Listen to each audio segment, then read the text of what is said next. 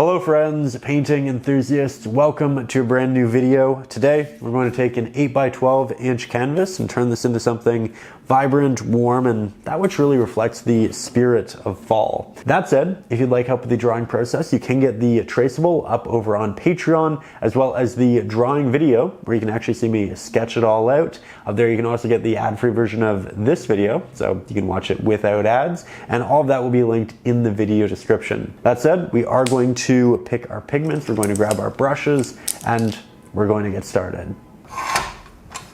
Yet again, we'll grab our 1-inch flat-headed brush, and we'll also make the brush just a little bit damp to help keep our paint wet longer, and it'll also help with the blending process.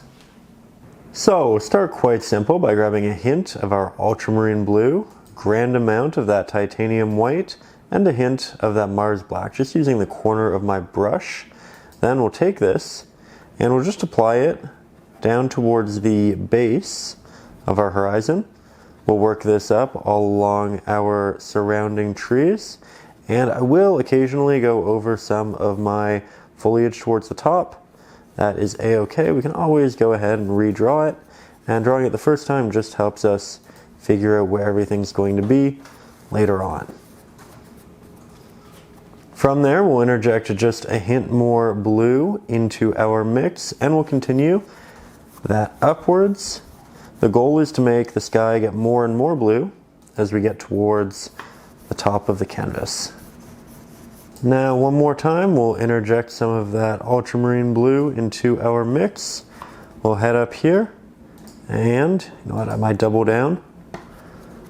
We'll just finish off this top area.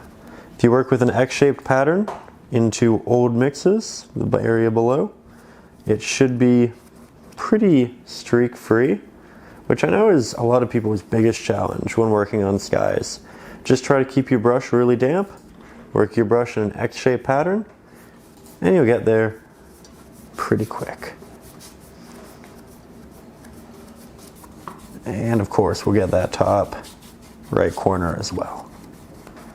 This is starting to dry, but because our brush is damp, we can still get the blend. Alright, now head down in the painting and work on this pathway right here. I'm actually going to start with the unconventional color, that is Ultramarine. Then we'll grab some burnt umber, that way we have a nice cool earthy hue for the background here. As you move into the foreground, it'll become more earthy and warm, but I do want some reflections of that sky showing through in it. So we'll actually start here with this mix. Again, it's a bit of a cooler looking brown, actually more of a gray, and we'll just put that in the background. It's a bit of a mid value, so it's not too bright, it's not too dark, it has room for highlights and shadows. And then as we move towards the foreground, we're going to interject a lot more of that burnt umber, a little bit of that titanium white. We're just going to make it more rich, more earthy. We'll have that transition, and we'll bring this down in the canvas. Make sure that it's nice and thick. You do want a good hearty application. Now, I also want to create a little bit of a gradient along the edge just to move the eye in. So I'm going to add some extra Mars black to that mix, and I'm just going to put it in the corner here. So this is still a warmer mix, but it is a bit darker than what we have. And this vignette will just draw the eye in towards the painting. We can also, say that it's a shadow from a tree over there, but for now, that's good. Now we'll go ahead and mix a slightly darker variant of what we have in the foreground here. We'll make it quite wide on our palette, and we'll switch our brush. Here I have a stiff bristled fan brush. This is fantastic for rendering a lot of really sharp markings like that of rocks and highs and lows and sand. So this is what we're going in with next. We're going to keep it dry. As you know, my paint is already mixed, so I'll just grab that on both sides. I'm going to go in and I'm just going to tap initially towards the edges and the back, these little markings, and I will make a lot of them initially horizontal, but If I get too much actual line work, I'll go in with a bit of a diagonal tap and just try to make it look a bit more unique. The idea here is that we have all of these, not only leaves, but sometimes divots in the ground, and we just want to make sure that they all feel natural and textured. And we'll just continue to move this towards the foreground from that back area. I'm rarely pressing the entirety of the brush into the canvas. Normally it's just about a third of it. So it's one side or it's the other side, or maybe it's a little bit of the middle. There we go. Now we'll brighten that mix slightly as we continue to move into the foreground. That means a little bit more titanium white and a little bit more of our burnt umber. Grab that on both sides. And you can see how this is a more subtle pigment in the foreground than the other would have been. I don't want this to be dramatic. This is also just a base layer. We're not really going to see much of this at the end of the painting, but if we do happen to see a little bit of the ground poking through the leaves, this will be a nice subtle ground that's believable and realistic. We don't want it to be too high contrast. We don't want it to be too textured. We just want a little bit of something going on. And I think this is great. Now, while we're applying base layers, I'm also going to make a darker mix of that. More Mars Black, more burnt umber. At this point, I have almost no ultramarine blue, and that's because we're moving forward.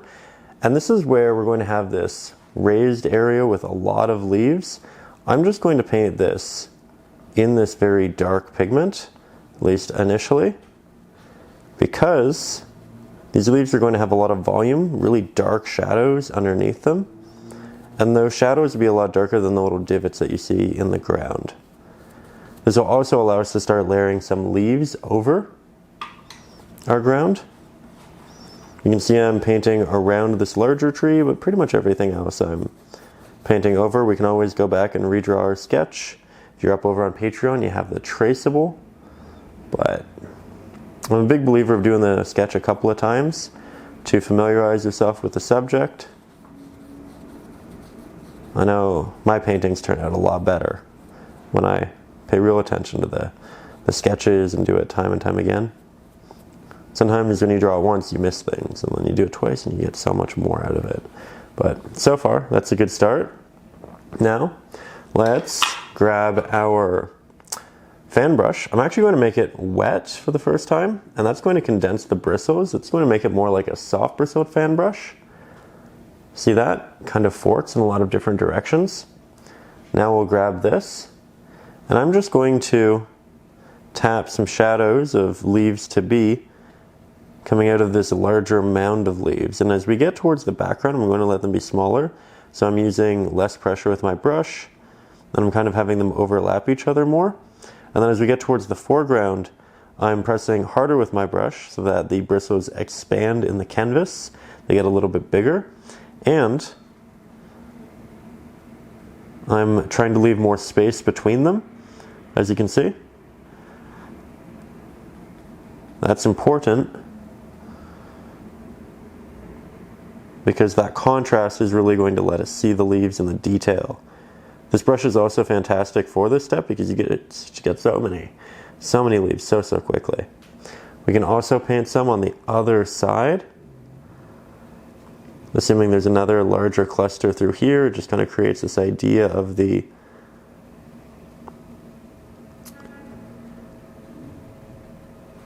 pathway as well.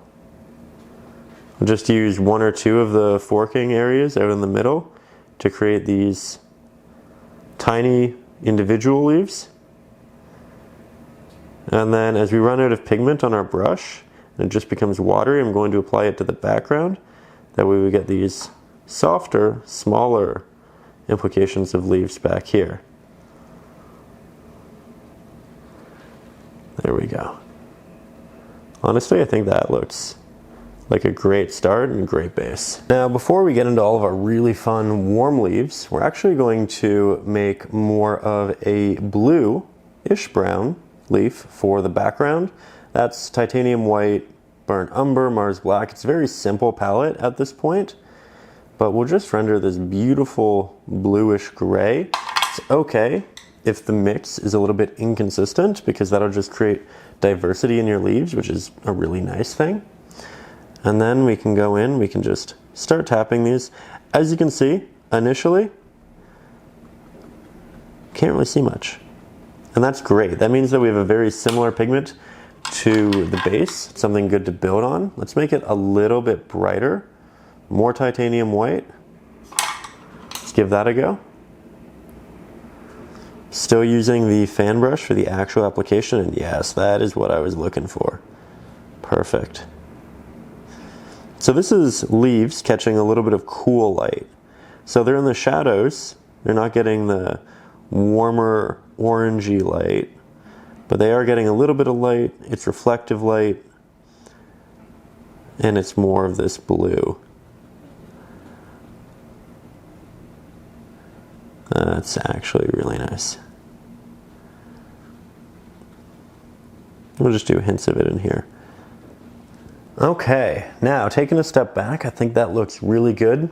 While it's fun to work up close and on the details, we do need to take those steps back, look at the painting as a whole, and that'll tell us a lot about how we want to move forward. At this point, I'm really happy with those cool values. We might add just one or two later with a different application, but for now I want to move into the foreground in this area. With that, I'm going to grab some burnt sienna. So we have our burnt umber and our burnt sienna. Burnt sienna is essentially like a warm, earthy, desaturated red, and it's great for this. I'm going to do an equal mixture with our burnt umber here initially. We'll grab some titanium white because this is a very thin mix. Titanium white's nice and thick. It'll also desaturate it. Mars black will also help desaturate and make sure it's not too bright upon the initial application. So I'll just make that nice and wide, and we'll apply it by, you guessed it, working with our fan brush. And with this, I'm actually going to go initially over a couple of the darker areas that we have on this side. Not too many. And then I'll apply it over here, and then start bringing it into this larger cluster. We're going to have more of these taps towards the back because we want less dark shadows in the back. We want more of those harsh shadows in the foreground. Just because in the background you lose those dark shadows typically, you get more reflected light.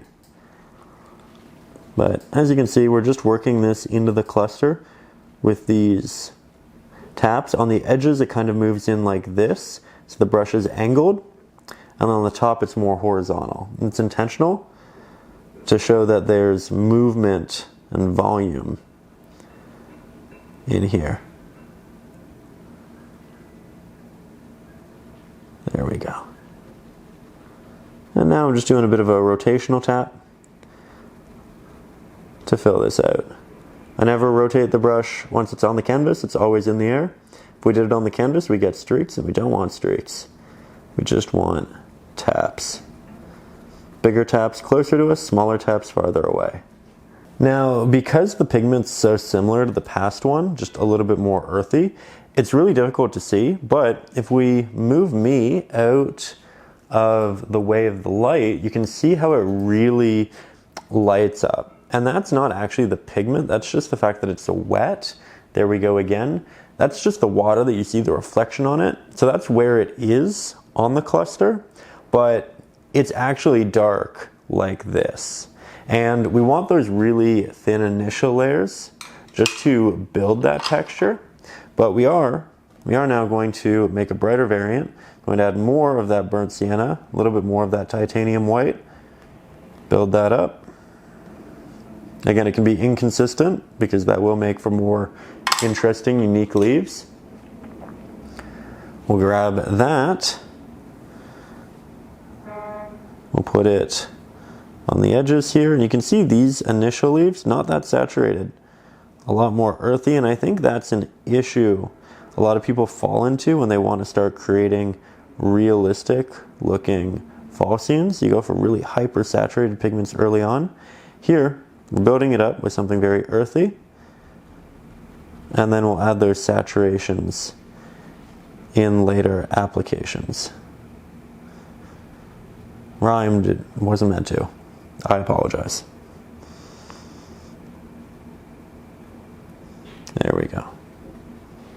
These show up quite a great deal more than the last applications. Though it is going to get darker as it moves this way, so I kind of just let the pigment run out. That way my applications become naturally more watery, less pigment heavy, and they just kind of disappear as you move into this side. If I move, and I will just to show you, you can see all of the tapping marks from the water, but this is how dark it actually is. So with that, I'm very happy. I think we're going to let this dry, that way we don't start creating mud. But I'm going to take a couple steps back and we'll do the next step from a little bit of a distance. Okay, so taking a step back, I think that looks lovely. It's also just about dry to the touch. So we're going to go back in. I'm going to grab more of my burnt sienna. For the first time, I'll also grab a little bit of cad red. We'll make this less saturated, titanium white, maybe add a hint of Mars black. And now you can see we have this great fall color. Again, not too saturated. Let's get you a bit closer. So here we go. Same fan brush as before. Same areas initially as before. We'll have these just poking out. And then we go on that angle as we move inwards. You can see how it's like that. And then as we get towards the top, the brush flattens. It's more horizontal. We can create clusters, so areas that are more full and then areas that are less full. Grab more of that paint. Leaves should be bigger closer to us, so you can see how these dots are bigger than those dots. And we're finally at that point where this is a bright enough pigment where you can really see the difference. It's not that saturated, but it's a brighter value. And as I run out of paint, softer taps towards the back, closer together. That way it's more subtle than the foreground, especially through here. And then we can also do some of those taps to the left-hand side. And just let that fade off in the background as well. I might angle my applications a little bit down. That way we have a build up and then a fall off, and then maybe it builds up again back here towards the side. That way we have a lot of movement and it's more dynamic than just taps on a canvas. There we go. Off to a really good start. We can also do some of these over here. Being relatively particular, just using this one little guy that sticks out to occasionally get an intentional leaf. We can throw some of these out into the middle as well. Now as I take a step back, I realize that I actually do want more of these mid values, and that's what we're painting with right now. This is more of a mid value. It can get darker, it can be brighter. I want those towards the center, towards the tree here. So we're going to interject more of those, and then we'll have it come out. I just feel like I want the area, the base here, to be a bit brighter as a whole. And you start that by just creating more of these mid values to build on. And we just kind of apply these until we're very happy with the amount, the look. That'll differ from person to person, by the way. This is a lesson and I'm trying to show you how I go about it, but it is a painting and you are an artist and you are welcome to take your artistic liberties, make it how you want. At the end of the day, we want to make our paintings our own to a point. We want to make them so that when people look at them, when we look at them, there's a feeling. And if you know how to accentuate that feeling for you, then I say go for it. But these are my general tips and ideas. There we go. I'll make the background just a bit more messy, less of those dark values, lots of taps. It's looking good. Okay, and now we're going to add just a little bit more red into that mix. A little bit more burnt sienna. Oh, that's a beautiful color right there. I love that. We're getting to that point where we get the very rewarding pigments. I am going to use the fan brush, I think, for the last time like this. And then we're going to switch our brush, switch our technique, and do something a little bit different. But here you can see we're building our saturation as we do, making it more dynamic. I think this color works really well with the blue in the background, which I like a lot. We can have little bits that are kind of out in the ground. We need it on the right hand side. And this already feels so much better. You want leaves of different colors. You want the leaves in lower layers to look more decomposed, so less vibrancy. And then the layers on the top, those leaves have recently fallen and they're going to be more saturated because of it. So we slowly build that saturation. And what's great about it is the more we paint, the better we get. So you've had these practice layers of painting leaves, and now that we're painting the ones that really matter, the ones on the top, the ones that are vibrant and do stick out, now we're good at it. So we're just going to do a little bit more here. As I run out of paint, I'll just do the implication of some leaves in the background. Very good. Love that. Okay, so now we've introduced a new color, that being yellow ochre. Great yellow for fall. We'll work that into our current mix, maybe do a bit more with the burnt sienna. Look at that. Look how it just lights up. Such a beautiful, semi-vibrant pigment.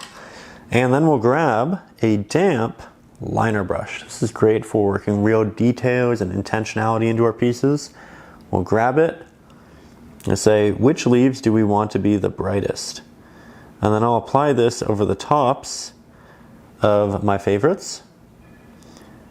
And this is going to be, for the most part, predetermined.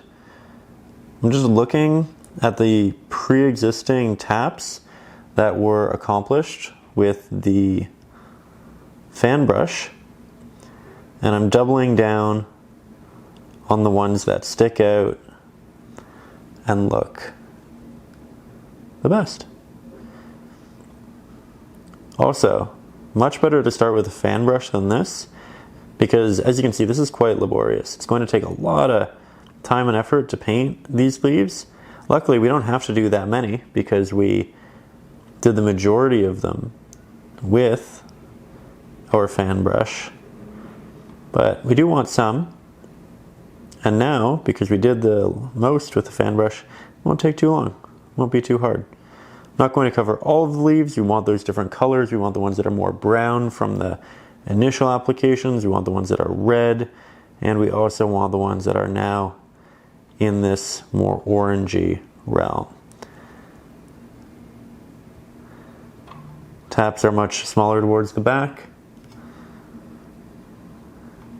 Now, something can happen when we're applying all of these layers that we don't really love, and that's areas get too congested with bright pigments. You can see it's happening a lot up here. I need a great number of these light pigments to create that movement, that shelf-like shape that gives us the dimension and shows us that these are building up. However, we do still want separation areas in it that remind us that there are darker shadows underneath.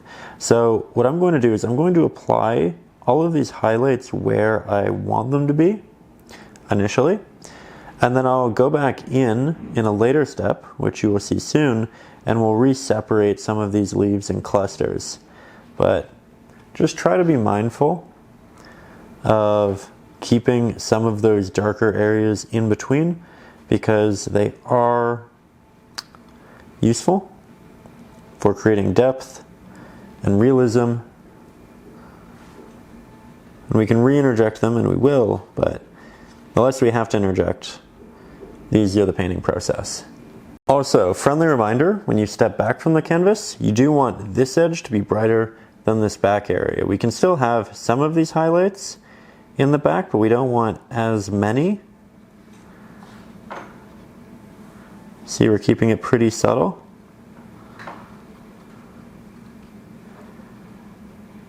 And then we'll apply it over here as our paint dissipates and we just have more watery applications. I might also, if this is completely dry, you don't have to do this. I'd watch me do it, see if you like it first. I'm going to make a wash, so a lot of water, a little bit of pigment. And then I'm just going to add a little bit of this warmer orange towards the back. Brighten it up, make it cohesive with this without having to apply the really thick pigments, which will brighten it dramatically. So now it feels cohesive, but it also doesn't stick out, and it still feels distant. I think we'll do a couple more little highlights over here. Just show that there's this lifting, and then there's also this area that comes down. And now these areas are very dense, so I'll need to separate them, but that's okay.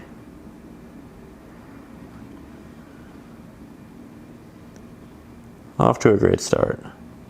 Okay, so now we are going to go back in, grab a little bit of Mars Black, work that with our current mix. So it's nice and dark, burnt umber.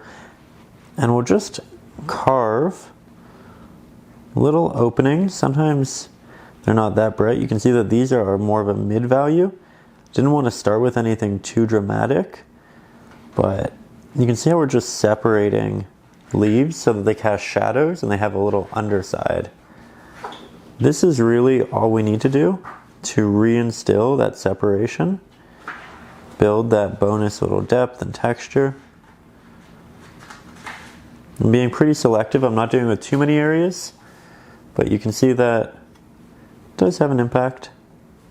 It does make things a little bit cleaner. Yeah, that's good. That's really good.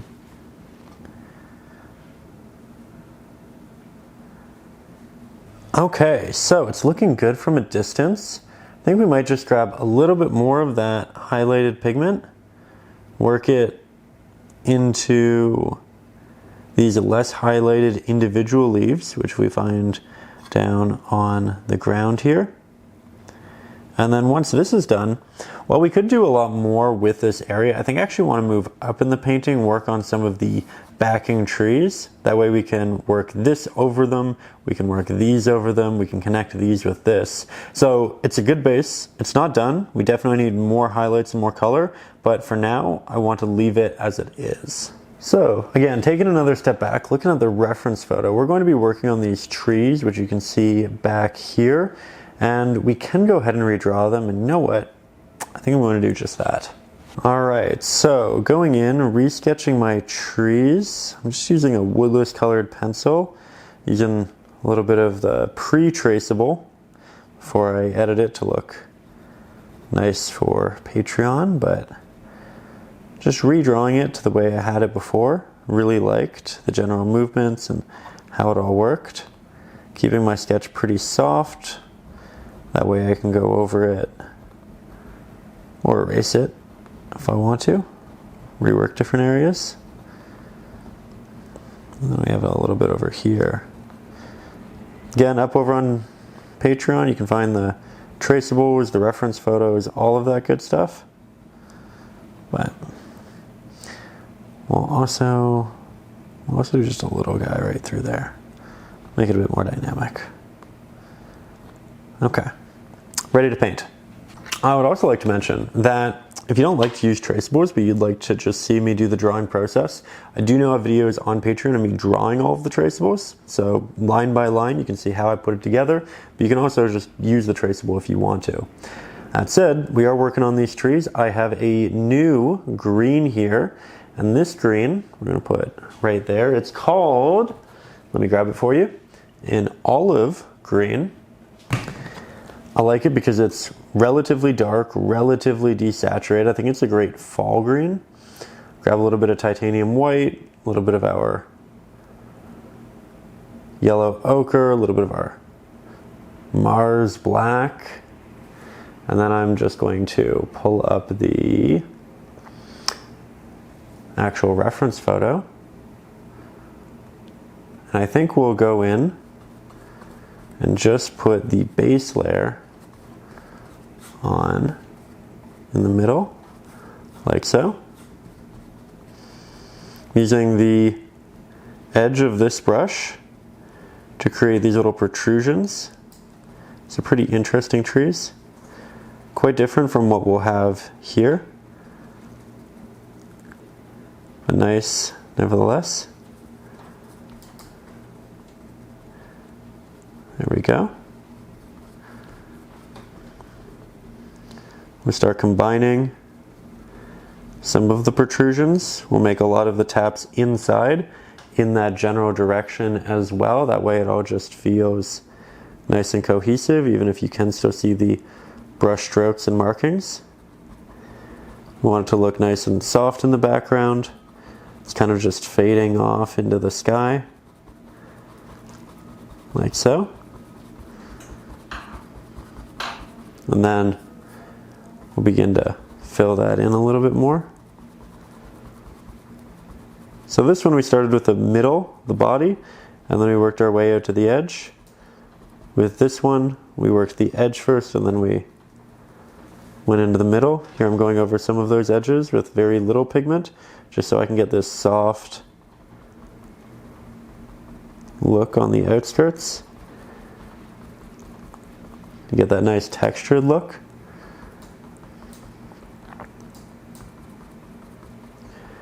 We can go back and do that here too.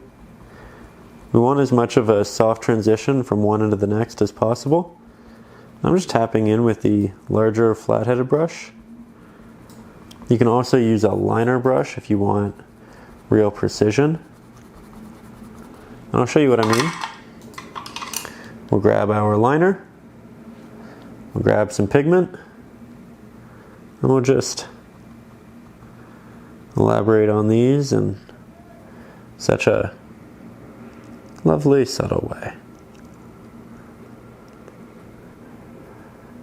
And do that on both sides. Want to make sure it's nice and cohesive. These little dotted protrusions, while they might not look like much, cumulatively make a big difference in just how realistic the subject can be.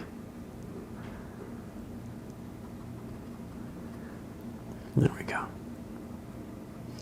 That said, we are just in the beginning stages of this subject. There's a lot more we can do, and I think I want to do a lot more of this a little bit later in the process. So I'm going to put the liner brush down. I'm going to pick back up the larger flat. I'm going to mix up a bit of a darker variant of what we just had. Slightly more green this time than the yellow ochre. I'm going to put this right down here in the bottom. And then as I run out of paint, I'll start doing those taps upwards, building that texture, making it look good. But he wanted to progressively lessen towards the top. Here, we don't have anything at the bottom and we are covering up our drawing again. That's fine. Really isn't a big deal. I will just do a darker base right through here. Do little taps out into the ground, that way we have good texture as well. It's similar and akin to what we have through there. Work that in a bit of an X-shaped pattern. And then as we come to this top area, we go back to that tapping textural application that gave us the top area that we love. Not going to bring it too high. I want there to be a lot of that light edge, and I'm actually going to bring a lot of that light edge back down into it. Let's go over here.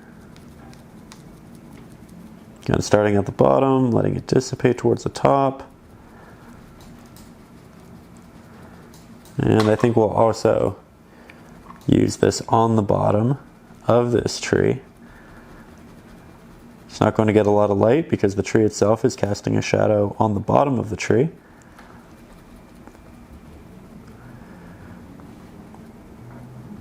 There we go. Now let's grab more of the light pigment that we used for the edge. Could be honestly a combination of that and the darker pigment. We want something transitional to a point. And I don't want too much pigment on my brush. We just want to be able to bring these into each other in a natural way.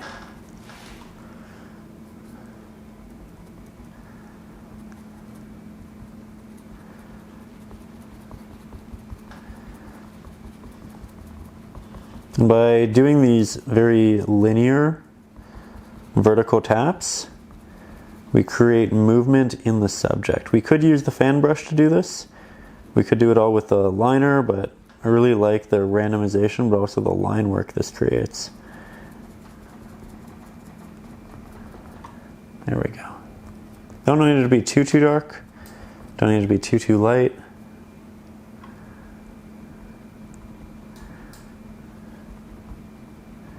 Something in the middle. Something undistracting.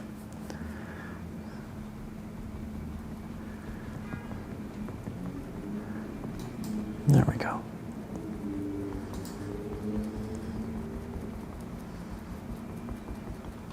Taking a step back, it's looking quite incomplete, but it's also looking exactly how it's meant to at this point. With acrylics, it's a lot about layering and letting things dry and coming back in with different textures and applications. And that's exactly what we're doing here. So now I'm actually going to move to this side. We'll start with more of that darker base, more green than yellow ochre, but we still do have that yellow ochre. Make that nice and thick. Just get that on there before we start the taps. It's a lot easier to move around like this. Then we'll grab some extra Mars black, make it darker, work that into the base. I think this value actually works really nicely with the darker value that we have down there. So I think I'll keep that for now. Then I'll start doing the taps. We're going to have these little trees that are like this and leaves like that overlapping the majority of this. We're not really going to see this towards the end, but we'll have hints of it showing through, and we want to make sure that those hints look nice. So we'll just create a good little soft base. Now work into more of a brighter mix, similar to what we used for the tops over here.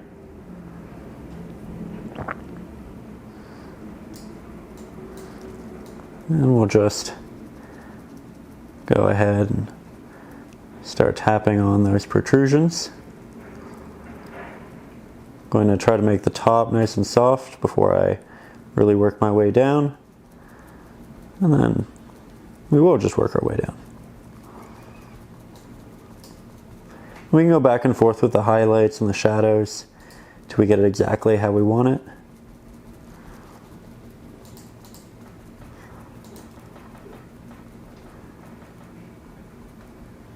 You can see I'm bringing the shadows up. Trying to add lots of that texture. I think this is a little more yellow at the top than the other. So I might mix up a bit more of a green mix. Test that over here. Looks pretty good, hint more yellow. We don't always go with the first color we mix. And we have a transition into the yellow on the left hand side. That way it's a bit more interesting and diverse.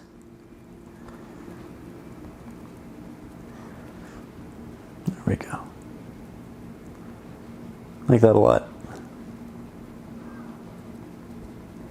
Work it over here, that way it does feel really natural in the transition. And then this side I think needs to be a little bit darker towards the bottom.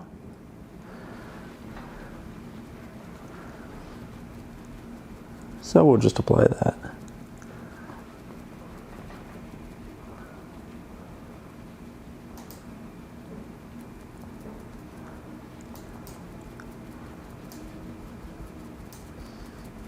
There we go.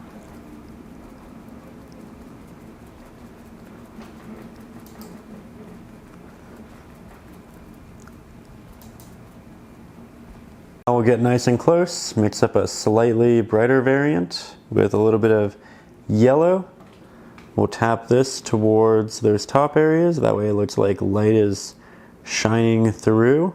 And this is why I said I didn't want to do too many taps beforehand, that we should really get that base in there, get the idea of the taps, start building, but the majority of it, of these highlights, we had other plans for. And those other plans were a little bit brighter.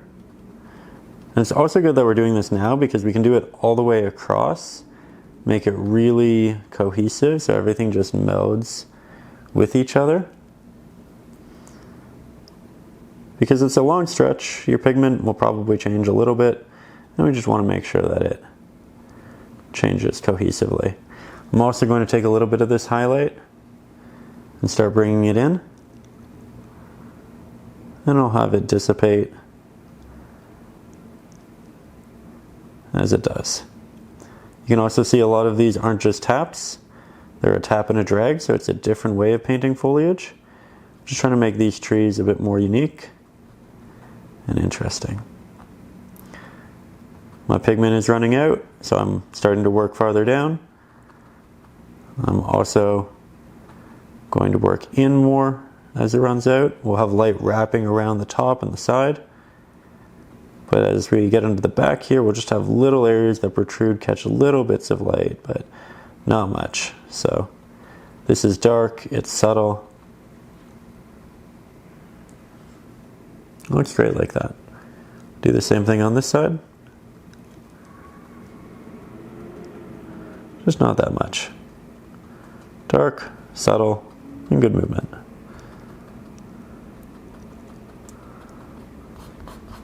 Okay, now taking a step back, I really like it. I think it's good texture. I think we could do a little bit more, but I also think we have this little area of bushes and trees in the background, and that's important. That's something we really need to do. So before we do any touch-ups or final highlights, let's grab some of our titanium white, yellow ochre, hint of our green. We want this to be a really bright mix. And then I think I'm actually going to apply it with the smaller flat-headed brush because I want that nice sharp edge. I want to be able to move around a good amount of paint, but it is a smaller area. We do need to be more careful and mindful of our application. So I'll just do these taps towards the back, like so. Then we'll interject a little bit more green into the mix. We'll work that underneath. Again, taps moving upwards, similar to how we did with the larger flathead. Now we'll start interjecting some Mars black into that mix. Place that at the bottom. I think admittedly that is a little bit too dark, but when we mix it with the pigments above and we start bringing those down, it might be what we're looking for. Let's see how this turns out. There we go. Not bad, not bad. I think if we layer some real highlights on top of this, it'll look really, really nice. As for set highlights, let's grab our liner. Start tapping downwards, in. We can bring some of these greens back up into the yellows. And we just want this to feel a little bit fuzzy in the background. We want to see detail, but not too much. It's more about seeing clusters of detail. The general idea of the shapes. The highlight still dissipates as it moves downwards till we get to that texture on the ground, at which point our taps are pretty similar. So texturally we have a good transition. One moves into the next. I like that. Let's go for a more titanium white heavy mixed with the yellow. That way we can continue to expand these a little bit higher. Love that. Okay, this is looking really nice. Look at us go.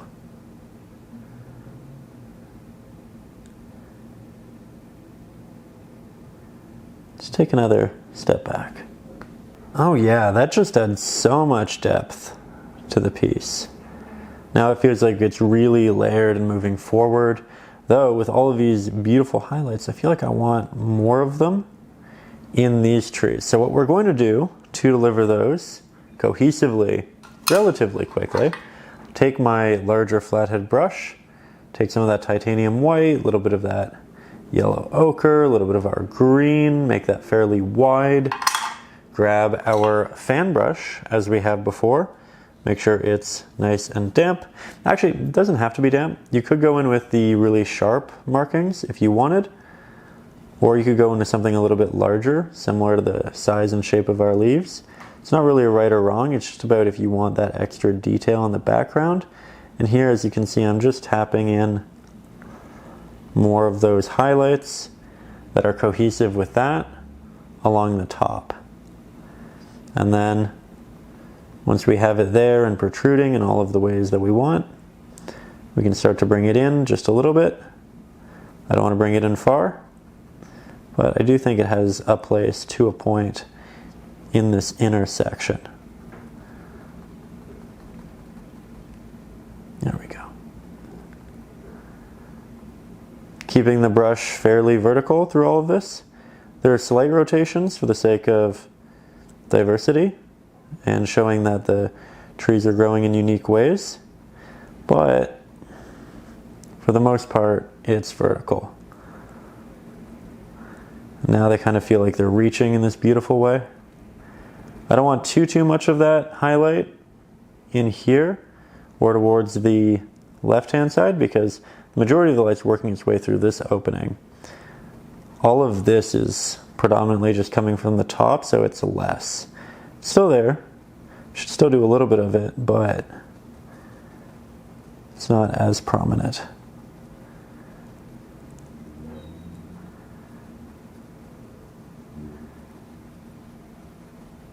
There we go. Now for a couple little touch-ups in these spaces, I think I'm going to grab some of our orange, which is definitely dried, but I'll mix more using the burnt sienna, yellow ochre, titanium white, Mars black, hint of our cad red. We'll just try to recreate something akin to what we had before towards the distant areas through here. So you can see that I'm not just going with the first mix I make. I continue to rework it until I think I have something close to what we have in the background. And I like that. I do think that is close, and I'll just kind of create this secondary little path that might lead in there. We'll overlap. We'll just make this feel like it's in front of that. When we paint a background subject over a foreground subject, the depth can look a little awkward.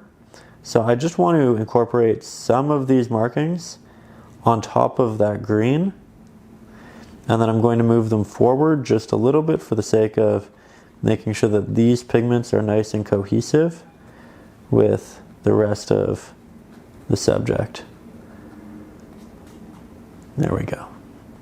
Now this is pretty flat. It doesn't have to be. You can build it up so that there are larger mounds and it's, you know, a little bit more dynamic. I'm going to do that right here. You don't have to. Here's another one on the other side. Looks like it kind of has this inset area there, and I like it a lot.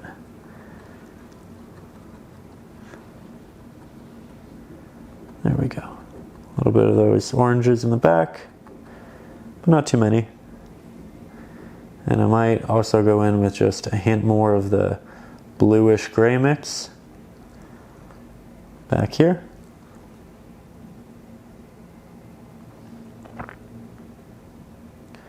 Just make sure that it's all looking as we want it.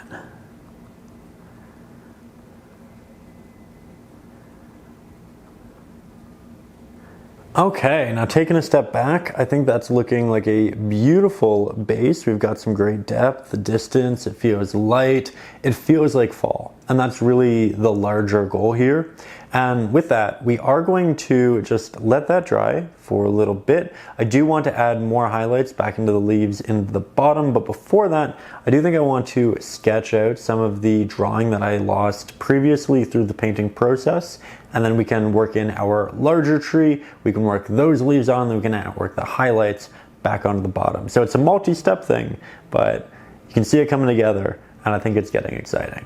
Okay, so again, stepping even farther back, love how this is looking, and I think we are ready to work on this big tree here. I'm going back to the larger flat-headed brush. I'm going to start with a fairly dark base layer. I want it to be nice and earthy, so I'll grab some of that burnt umber, mix it equal parts with our Mars black, a little bit of titanium white to thicken it up and desaturate it. We typically don't want our trees to be hyper saturated. We want them to be more of a gray with then hints of blues along the edges from the reflections of the sky, maybe a red on the back for the reflections of what we have down here. But we will start with something very basic and easy. One of those things where these subjects are pretty complicated, but when you break them down into simple steps like we're about to do, it's quite approachable. Now, as for the actual applications here, as you can see, rather than doing one elongated marking, I'm doing a tap and drag, a tap and drag, a tap and drag, tap and drag, etc. And we're doing that because it gives us a nice organic edge. If we just went from the top to the bottom, we get something really smooth and it might look a little cartoony rather than realistic. We'll make sure we fill this in. And I like to fill it in once I start to run out of paint on my brush. When I have fresh paint, when the brush has good water on it, that's when I like to work on the edges because that's when it's easiest to do these really sharp markings. And then once it gets a little bit tricky, that's when we move in, we apply more pressure with our brush, and we fill that out, just like so. That said, this is looking a little bit thin. You probably want a thicker base layer, so I'm going to let this dry, head into a second layer, same pigment, exactly as we've done it here, and then we'll move on to the next step together. There we go. Now, using that same pigment and our liner brush, just going to go in and very delicately paint some of the branches that are coming off of the bottom of this tree. And I'm starting with the ones that I sketched in initially. I don't know if you can see it because it's pretty subtle, but I just went over this line, that line, this one, so of the general movements, and then I like to do little embellishments, so bonus branches that kind of stick out of the edges and have their own personalities. They're really tiny, but the whole idea here is that we have some leading lines which are pushing us either towards the pathway, which leads us into the tree, or it's leading us in through these branches. So in either case, they move the eye in a way that we like. I might do another one up here that kind of goes behind the tree. I like that. Wasn't in the initial sketch or reference photo, but sometimes we just have ideas and you follow those till you have what you really want. I think that's great. These also need to be nice and thick, so multiple applications, though we want to make sure that the areas at the top and these little branches are the smallest areas, and then it gets much larger as we start to move in and towards the bottom. Much like the actual tree, it's thicker down here than it is at the top, just because it's older, it's had more time to grow, and it has to support, stabilize everything that's growing out of it, right?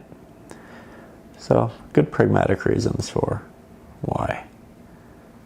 Now we'll take another step back and do a couple of things. The first is interjecting more red and maybe a little bit more burnt umber into that darker mix we have. We just want to make it warmer in general. We want to keep it dark. So as you do this, you might want to add more Mars Black just because the red and the brown are innately a little bit brighter than the black and the dark mix that we had. But once we have it really dark, we're going to apply this not on the right hand side, not on the left hand side, but behind the tree. So the area that's opposite to all of this light.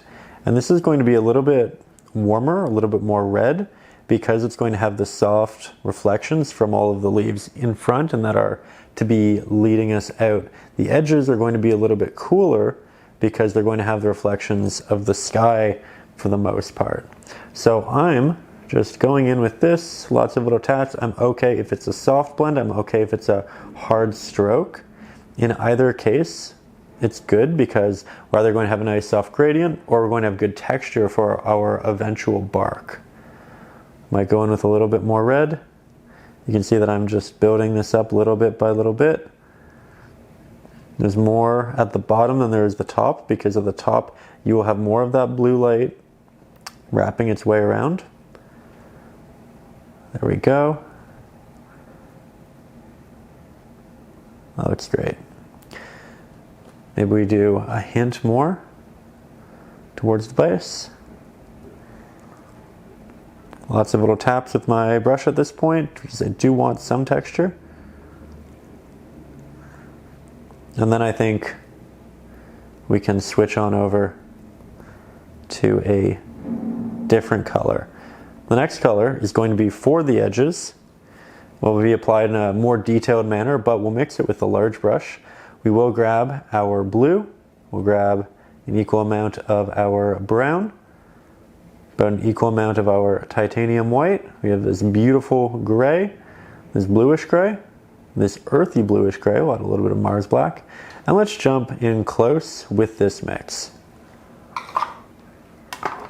So again, the idea is the light's wrapping its way around the tree. So I'm going to go in with the smaller flat-headed brush. I'm going to head to the edge of our tree like this. I'm going to do lots of these little tap and drag markings. Create some unique textures, and then I'll start working that in a little bit.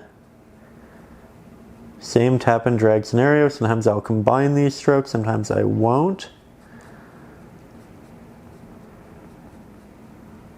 There we go. I'll do the same up here.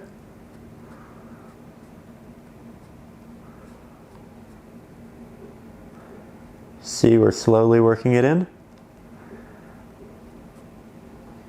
We'll head on over to the other side. Want to make sure you get the real edge though. If it's that really dark pigment and then this gray, it'll look quite awkward. So we just need to make sure that we're getting the real edge without really expanding upon the tree itself. And then as I have almost no pigment, I'll work in towards some of the middle, not all of it because I want that red to show through for the most part.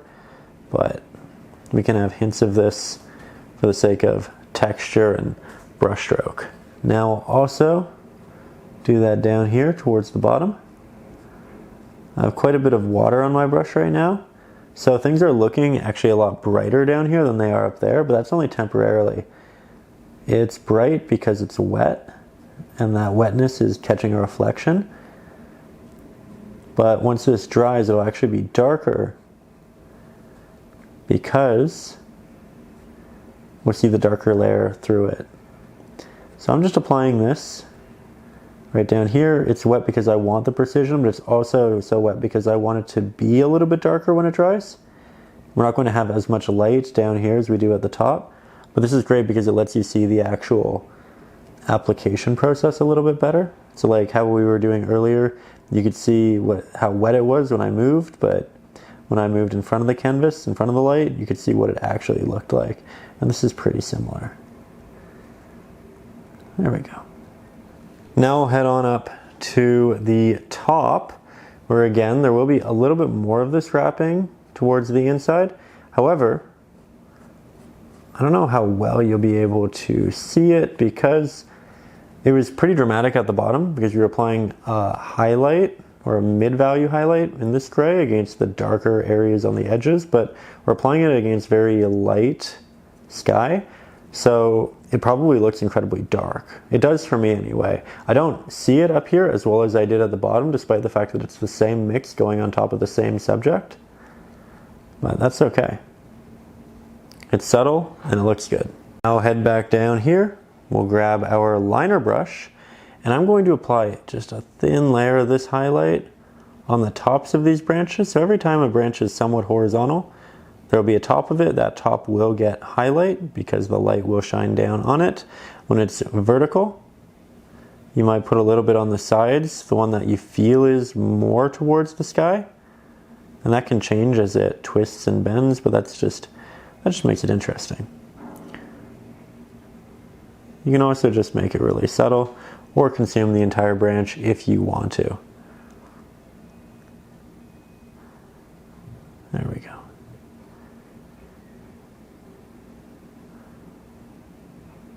Now, depending upon how much detail you want with this, you can make your mix brighter and do an even brighter bark along the edge. I might do this towards the top, but I don't really want to do it towards the bottom because we're just, again, not going to have that much light down there. But it's going to be a nice touch. Creates good separation between the highlights and the shadows. Bring that in a little bit. Make them as sharp as I can. I want these markings to be nice and tiny. Just little taps at this point on the intersections. And it dissipates as we move down. So there is less of it. Now, as we move towards the top, this will actually probably stand out much better than the previous round of highlights because it is brighter and it's actually a pretty dramatic variance. Maybe not on the side, but when you go into these little taps, that's when you can really notice it and see. We'll apply it on both sides. Make sure that we interject those nice movements. There we go.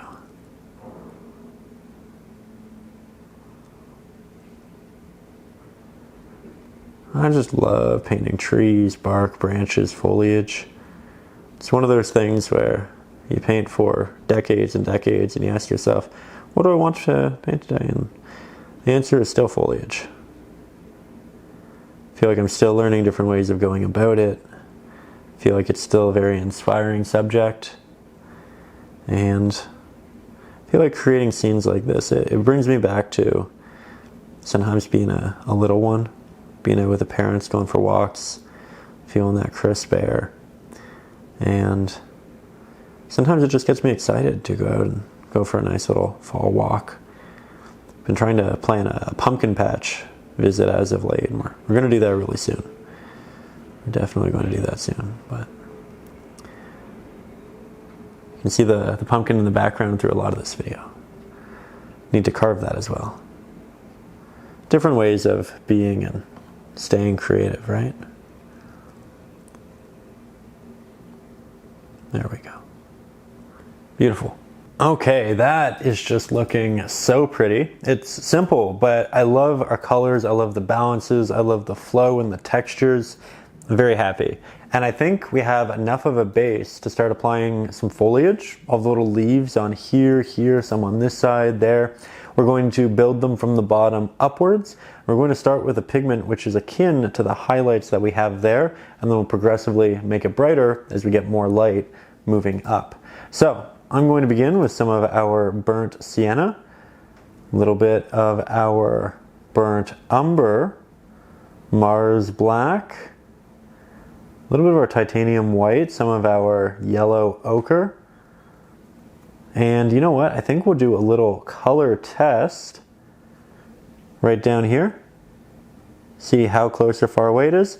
I like it. It's a similar value, but it needs to be more red. So we'll add in the Cad red. We'll add in more of the burnt Sienna. That's a beautiful hue. We'll do another little test. Now it's just a bit too dark, so we'll brighten it with some of our yellow ochre. Go in for another test. And that works wonderfully. So I'll make this pretty widespread on the palette. I'll switch on over to the fan brush, and I'm going to make it nice and damp. That way it forks in a lot of different directions. Again, if you're not using my brush set, I'd recommend using a soft bristled fan brush for this section. If you are using my brush set, just make this quite damp. Now we'll grab some of that pigment. I know I want there to be foliage over here. There's a tree off to the side. We can't see it, but the branches extend and we do get some nice hints of this color. We'll just bring that out. There we go. We'll grab more. Now we'll start layering that in this spot. I'm starting by applying it to the edges of all of the protruding areas, and then I'll start connecting the ones that are close through taps. Have some that are a bit higher. We'll have some that kind of get lost behind the tree, but then some will also move in front of the tree.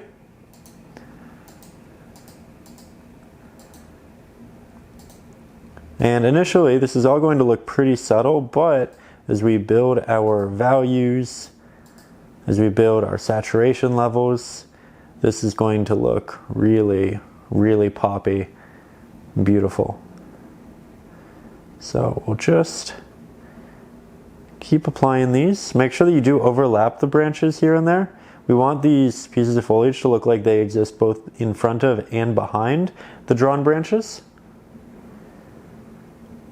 We definitely want them over here. You can see that I'm rotating my brush pretty dramatically, but only, again, in the air, never on the canvas. I want taps and dots, not streaks.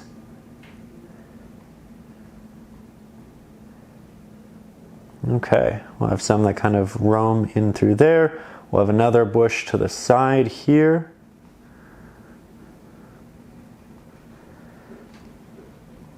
You can see when I'm on the actual branch, I'm pretty intentional with where I'm putting it.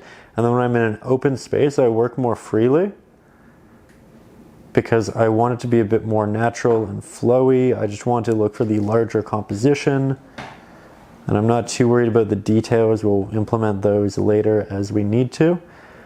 We'll also bring this bush, the set of branches, down into the base, so it overlaps the ground, the tree, and this backing area.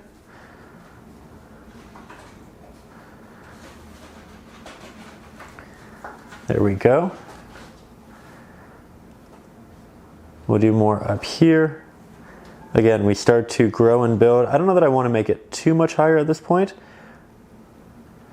We do want to make it brighter as we get higher, but this is a good start. So I think I like all of these at this point. If you don't like them, you just paint over it with the previous color that was in that space. But I don't think we have to do that. I don't think we have to do that at all.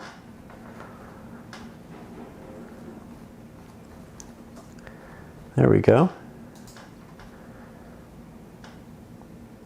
Okay, I think we're ready for the next step. Now, we'll take our mix, we'll make it a little bit brighter, just a hint more of our yellow ochre, and more of our titanium white. It's still earthy and dark-ish, but a step above what we have. Then we'll grab it with our same fan brush, and now we can expand into this higher area a bit more safely. And again, we have a tree over here. We're going to have lots of foliage working its way through this section. I know it can be a little scary to apply this much paint into the open space, but we were going to need to do this at some point.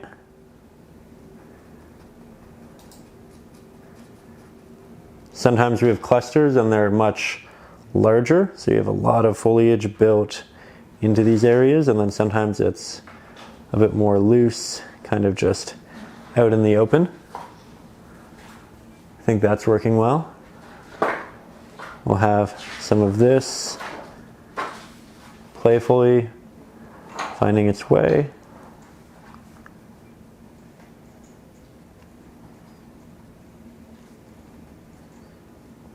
There we go. Oh yeah. The paint's kind of thin right here, so you can see how it's a bit more orange. Beautiful sign of what's to come.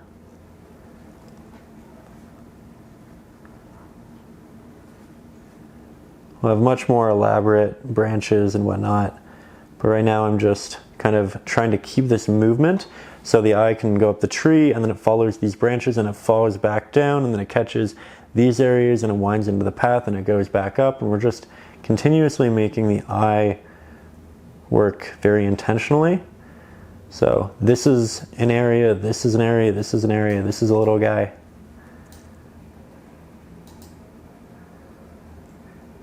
And then off to the edge we can just kind of point in again. Not too much happening there, but so far so good. Here I'll move you a little bit farther back just so you have that full vision of what we're working on. More leaves up here. I still want to leave some open areas of blue towards the top. So I'm not doing all of it, but I do think I want the corner to be full of foliage for the sake of creating that vignette effect. We already did it a little bit at the bottom by making the pathway slightly darker, if you remember, when we were doing the base layer of it. So we'll just tap that on. I think it creates a really nice framing device for the painting.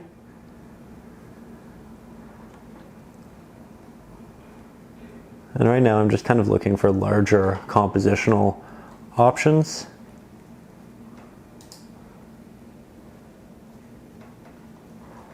This cluster of foliage goes to here, this one goes out here and expands that way.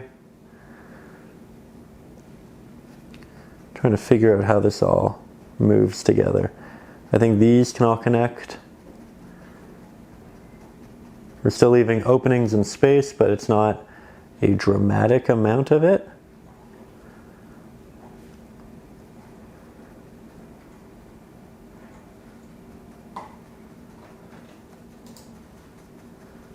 There we go. And again, here we go, heading up to the top. Wanted to point out this area because it is very thin. There's a lot of water in the mix, so you can see through quite a bit of it. I'm going to make it a bit more thick for when we apply it over the trees, but I actually don't mind those thin areas because they make it look like it's foliage that's a bit farther away, more light is working through it. So if you have some opaque applications, some non-opaque applications, I think that's actually fantastic. Just make sure the ones that go over your trees are nice and opaque. There we go. You can see we're really building on something that was initially pretty thin. Now it's elaborate and full. Said we do need more colors. We need brighter values. We need things that are more saturated. We need more overlapping areas.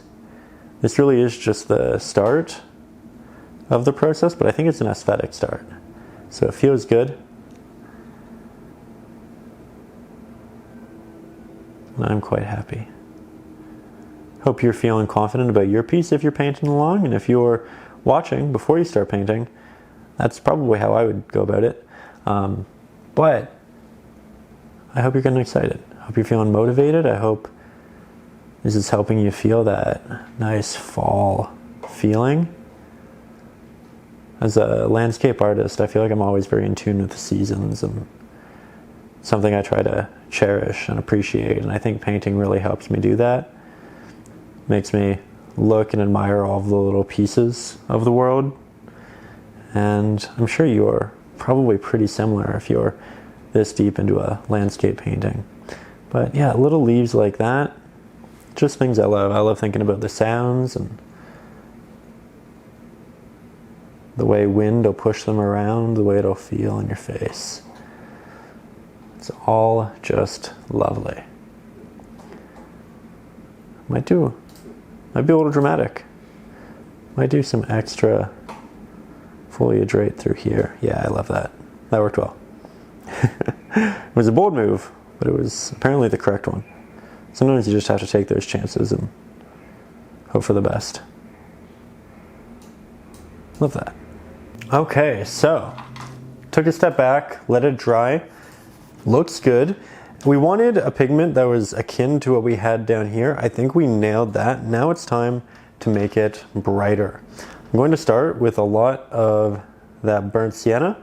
Grab a little bit of our yellow ochre. I think those two in themselves make a beautiful color. Let's make it a bit more orange, adding a hint of red. Just a hint though, we really don't need much. It's a very powerful pigment. And I don't know that we need to change this all that much. I'll add a little bit of titanium white to one side just to diversify it. And I'll add a little bit of cadmium yellow for the first time to the other side, again, for the sake of diversifying it. Now we have 3, maybe 4 different very similar pigments that we can pick up and apply using our same fan brush. We want this to be nice and damp. You can see when I grab that pigment, I'm grabbing it from different areas. We're going to apply this pigment initially towards the tops of our previously applied areas, because the higher we get, the more light these subjects will have, and it kind of dissipates as we get towards the bottom. I want to make sure that these applications are a bit thicker than the last. Now we're fortifying past applications. We're committing to ideas we like. And the areas that we didn't love that we applied last time with the darker pigment, we don't really have to go over those again. We can just let those be slightly more distant, slightly darker, and that's okay. But already, I think we're building some good life into this. There's a lot of room to make it brighter. Don't go in with the brightest, most saturated pigment you can mix. We don't want that, not yet. We'll get to it, but at this point, subtlety is valuable. We're going to do our best to keep it through our expansion. So, 2 trees right there. Let's head on over to these ones. I'll do a little bit through this base. I think it'll look really good over layering the actual tree itself. Already, it's looking much more diverse and a bit more dimensional. Not dramatically so, but enough to confirm that the vision we have in our head, the process we are instilling, is the right one. As I run out of pigment, I work towards this bottom area. When I have new pigment, I work back up here, and then when I run out, it's more so in this space. There we go.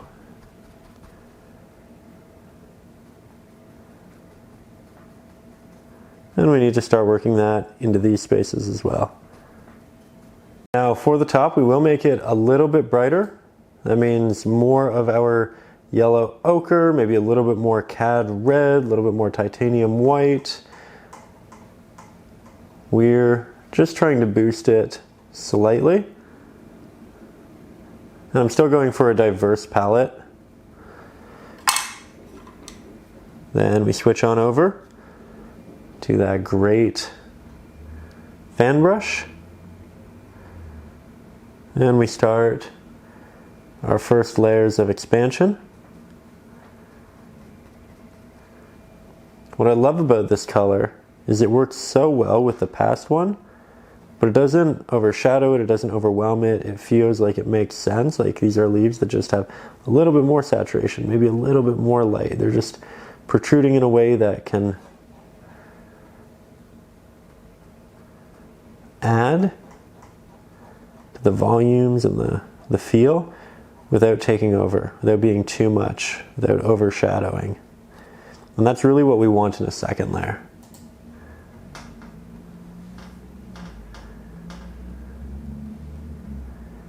There we go. More of these highlights towards the edges.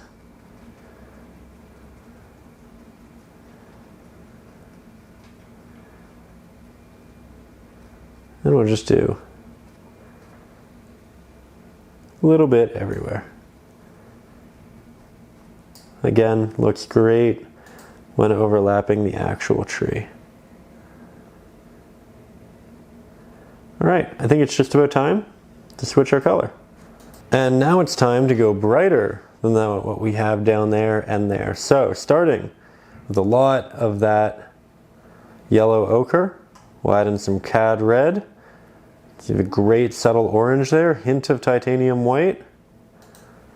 Oh yeah, that's beautiful.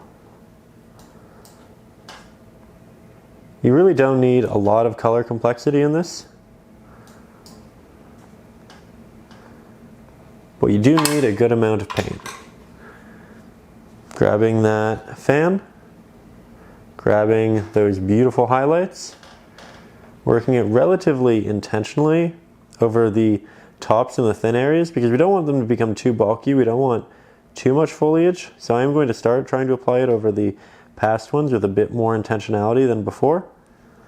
But I also don't want to overdo it, and I also don't want it to become too stiff.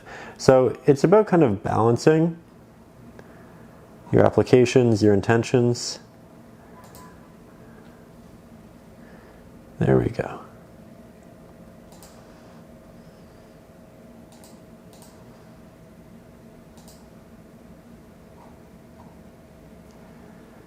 Do a little bit towards the bottom, not too much.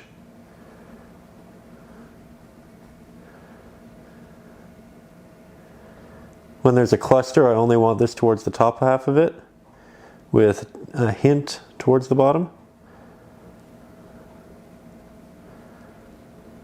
I'm running out of pigment, so I'm feeling more and more comfortable heading downwards.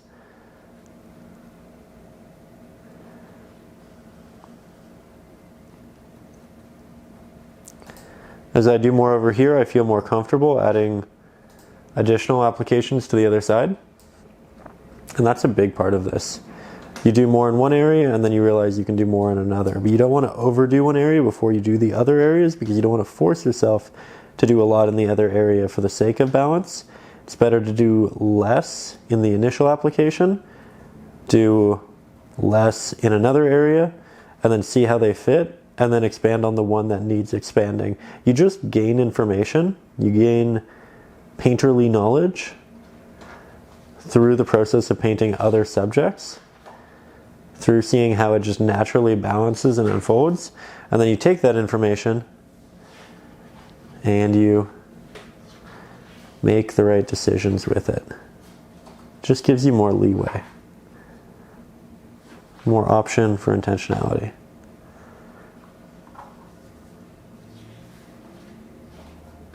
There we go. Really love this area that just kind of moves up the tree. I think it's dimensionally one of those things that keeps the painting flowing. So I'm really doubling down on that. And then I'm also doubling down on the idea here to push up there. You can see it's a little bit higher. So we're not just doing the same thing twice. We're doing it slightly differently in a varied area, but we're keeping the spirit of the movement and the intention. Again, as I start running out of paint, we come down here, we do more there, we need more branches and whatnot in this area, but that's fine.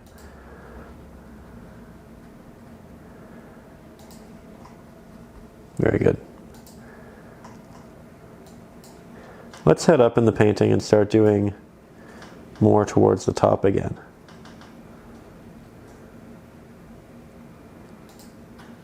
So again, we're heading up. We have our bright pigment.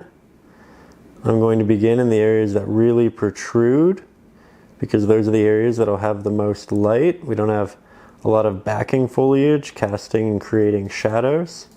So that's the beginning area, and then it kind of wraps around our larger clusters. Just kind of expanding, but not dramatically. Ooh, that's a beautiful color. Very similar to everything else we have because again, it's all coming from this mix, but there are different areas of the mix, and sometimes I hit spots that I really love. You might wonder why not mix all of it to be like those spots that you love. Because again, that diversity is really important, and these pigments complement each other, and sometimes they only look as good as they do because the other ones are in that vicinity. And they just complement each other. They work well together. Alone, they might not have the same impact. So we're just trying to be mindful of what colors work so well, what complements. You can ask yourself about actual complementary colors, orange and blue for instance. That's actually a complementary color scheme. So you know when you put them beside each other, they make each other pop and stand out. I think that's definitely happening here. It's one of those reasons why fall paintings, especially during the day, when you have those beautiful blue skies, they just work so well. It's one of those things where you know you put those colors together and you're going to get a painting with a really nice color scheme in the very least. You can rely on it. I love it. Very happy so far. And we're about to make it even brighter, even more saturated, even more lovely. We're just going to keep building as we do.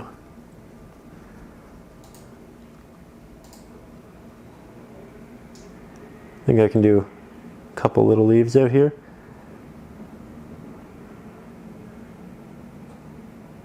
Ones that in theory are coming off of these, but the branches are so small we don't even see them.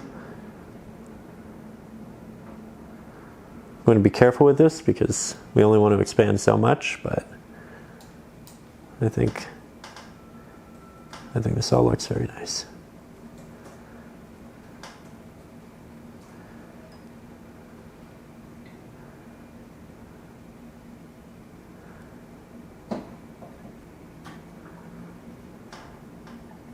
Okay, so far so good. I like our volume, I like our detail. We can definitely do more highlights in this and get more yellows in there. However, before we do, I want to start creating the branches for these. They're going to look different for everybody. They're going to be dependent on how you evolved these, but the color will be similar. We'll grab some Mars Black, a little bit of our burnt umber, hint of our titanium white, maybe a little bit of our blue, and we'll just brighten it slightly. We don't want this to be as dark as the middle. We want it to be more akin to the highlights that we have on the side because we'll have a lot of light wrapping around this subject. Then we'll switch on over to our liner. And I have these really large areas through here. So I think I'm just going to go in, overlap a lot of this foliage, and then have this kind of work its way out there, in behind some foliage. The real trick to painting branches like this is having them work in front of and behind your foliage, because it'll do both. It'll interweave, and that's how you make it look truly three-dimensional. Let's get you quite a bit closer though so you can see the detail work. Again, all of the actual applications, the areas in which you do it, are going to be different than mine. You're just going to be filling it in, trying to find these little areas and creating these almost like ladders to get to them. But the application process itself is the same. So let's get you closer and we'll do this together. Now, we talked about the base of this tree being larger than the top. Here it's actually the opposite. Because our branches are coming from the top down, that's where it's going to be the most thick, and then it's going to get really thin as we work our way out. Because these are the newer branches, They haven't had as much time to develop, they're smaller. If you accidentally make them thicker, like I did right there, we're just going to make the rest of the branch a little bit thicker. But this is actually a pretty easy process. I'm going to create lots of little branches that tie into the past larger ones. There we go.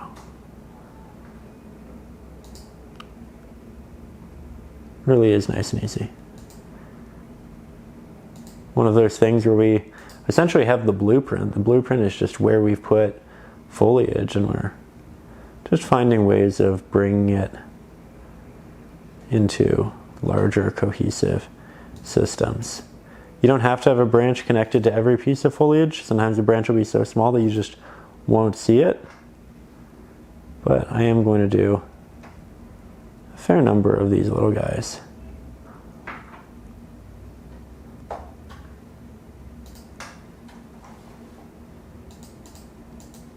Just because they're fun.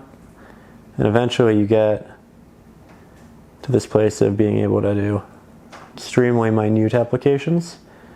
This liner brush is fantastic for it. Again, if you are new here, you can get my brush set in the video description.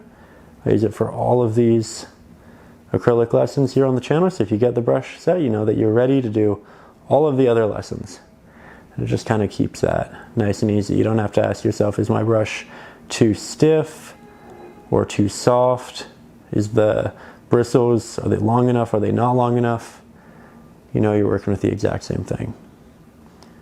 And again, I've been using this brush set for years. I'm very happy with it. So if you're interested, there's a link in the description.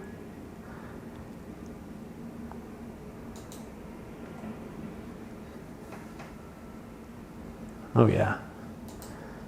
Could also do some over here. I think I'm also going to have these work in from the left-hand side for the most part, because I want to draw the eye into the painting.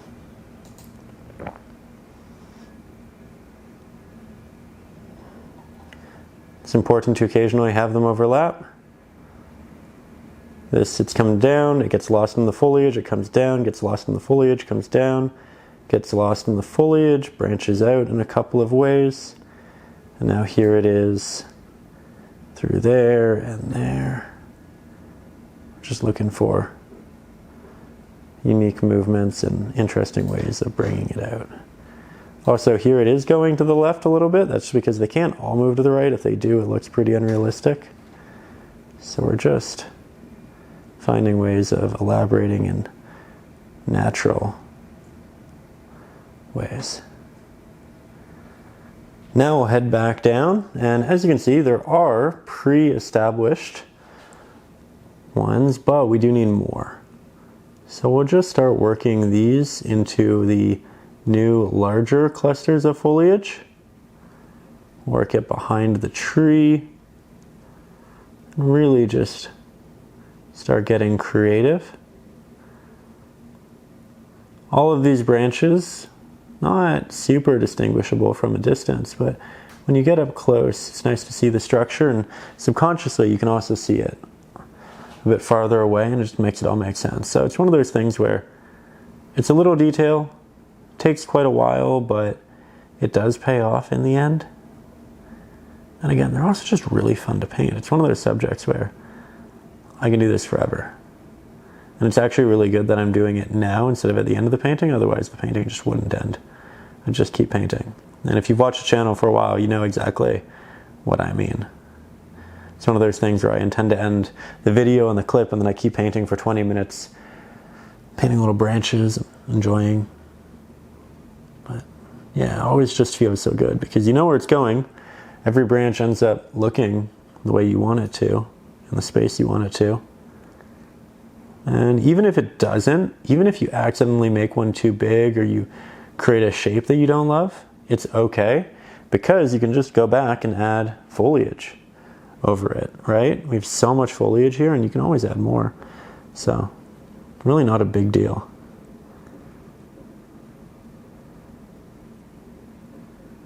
Going to do quite a bit of movement through here. Remember, having them overlap is really valuable visually, because that does happen a lot in nature. We do want it present in these paintings.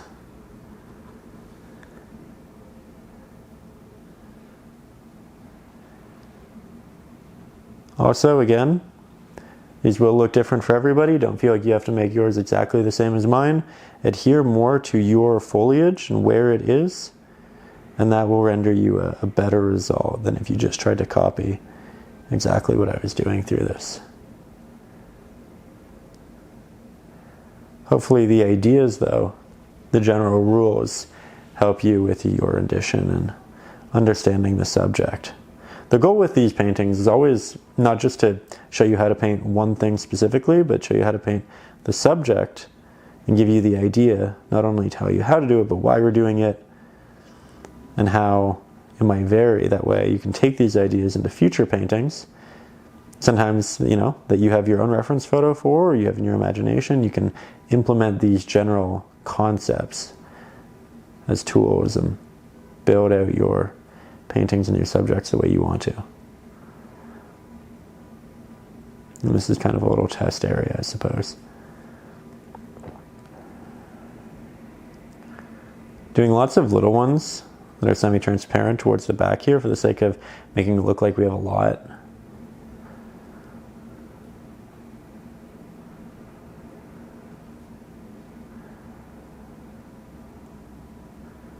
There we go.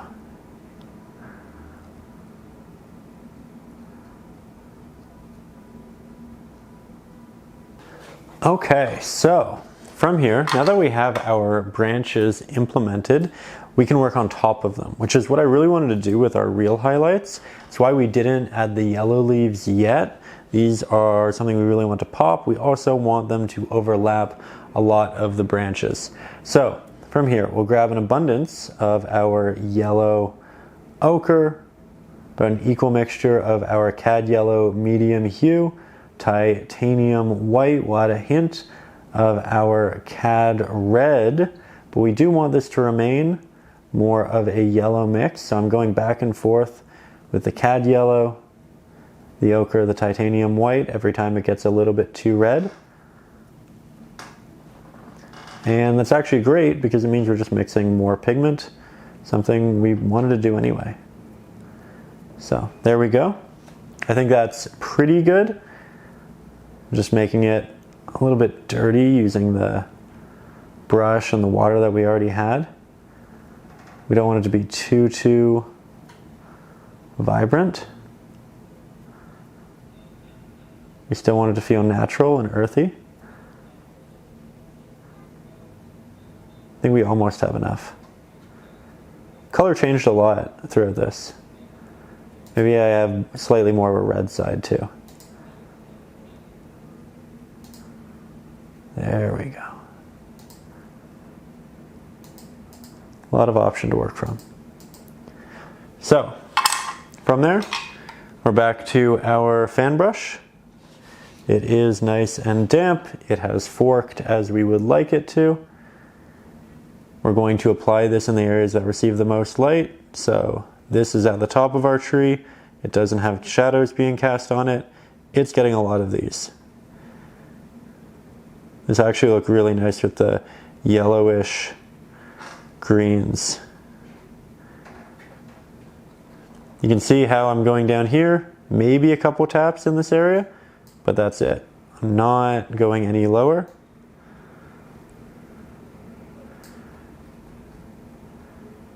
Already, I love it.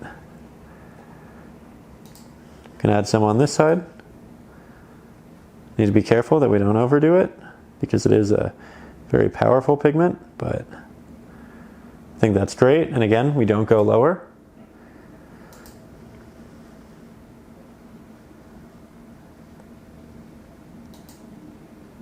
And this is how we expand.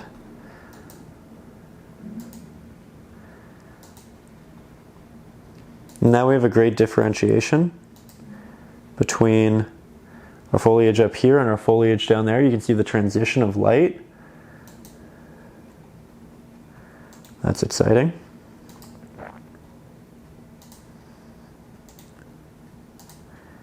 going to try to put this around the open edges for the most part, because those areas will get more light than the centers of our clusters, but we will have the occasional tap in there as well. My brush is starting to get a little dry, so I'll grab some extra water.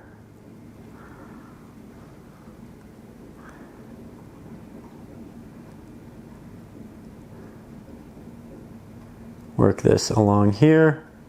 The areas that protrude get the more highlight. The more prominent highlight, anyway. We can have a softer highlight by just continuing to work the brush until we have more water and we run out of paint, similar to every other application.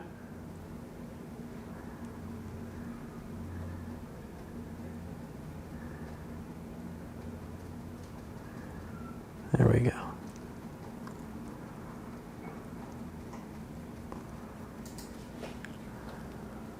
Oh, look at that. Really starting to feel like fall.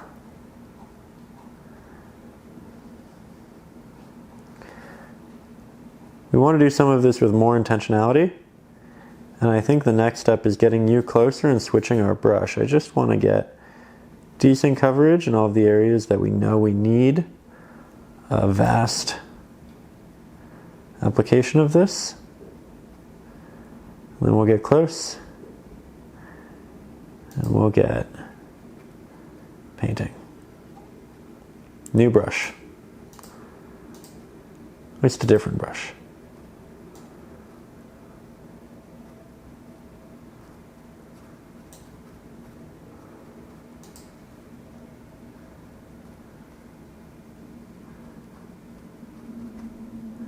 There we go. Maybe with just a little bit of that pigment left, we can do a couple taps down here in the areas that are really going to receive a lot of light. Maybe there are openings up top, which are going to let light stream in a couple of spots. And that's where this can show up. We don't want a lot of it, but a hint here or there I think is okay. Actually, you know what? I love that. Really love that. Now we will get closer. We'll grab more titanium white, work that into our yellow. And then in the areas on the edges, like this, I'm applying it with the liner and just building the highlights, which were so vibrant. And, you know, I say vibrant, it's not really that vibrant. It's a very dramatic value. It's very bright. It's not actually that vibrant, but because it is such a high contrast pigment, we have to be very careful with it. It's lovely, and I think it's an incredibly strong addition to the painting, but it's something that we need to use sparingly and intentionally. So I'm doing it with the liner brush. There will be less of it as we work our way down. And so far, so good. Looking beautiful.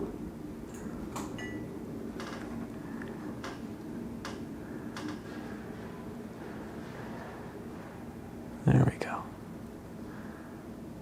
Maybe a hint over here. Maybe a hint over here. Not much though. I don't want to lead the viewer's eye towards the edge of the painting. So this is going to be significantly less, like so. And then I think we can move into this portion. Not do too much, but enough.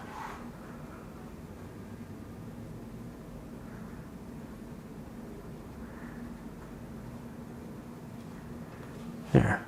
Okay, so taking a step back, love how that is looking. It's one of those things where we can continue to take that little liner brush, that yellow, and we can expand it out of all of the little areas that will protrude, will catch light, and I do like doing that around the ones at the top as well. Again, we have to be careful with how much we do because it is very prominent, but you can also use the fan brush should you want to. I like the intentionality here, but I do recognize it takes a really long time, and sometimes that fan brush is just a lot of fun to use as well. But once I have a good mix of the yellows and the oranges through here, I look at the bottom and I say, you know what, I really like it, but now that everything else is as bright as it is, we actually have room to brighten up this. So I noted initially that's not done. It's not. We're going to bring it closer to fruition though. I'll grab some of our burnt sienna, a little bit of our yellow ochre, a little bit of our cad red, titanium white. We can actually mix it with our previous yellow mix should we want to. Hint of our Mars black, because this is still a relatively dark mix. We're looking for something brighter than the general mix on there, but not dramatically so. So more Mars black, more burnt sienna. Ooh, that's really pretty. Let's give that a try. That's perfect. Back to the fan brush. And I'm going to apply this initially towards the tops, because we essentially have this mound of leaves. It's going to catch more light. Have it work its way down. Have it overlap over the base of the tree just a little bit. That way we can see that the leaves do build their way up it. And we do want more of this towards the right hand side than the left hand side, because that's where the light is for the most part. We have a lot of shadows over here. So we'll just continue building up a lot of these, working them out into this open space. Very good. Oh, I love that. We can also switch on over to our smaller liner. Grab that pigment and do these intentionally as well.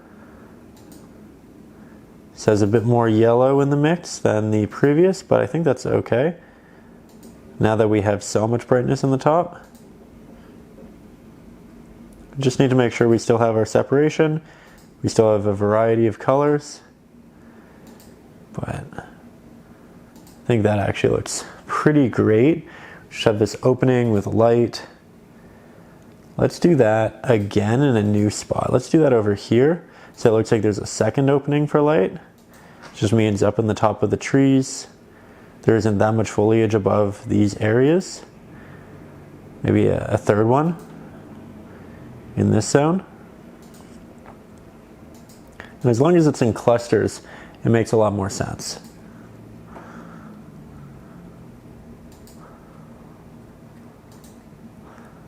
There we go.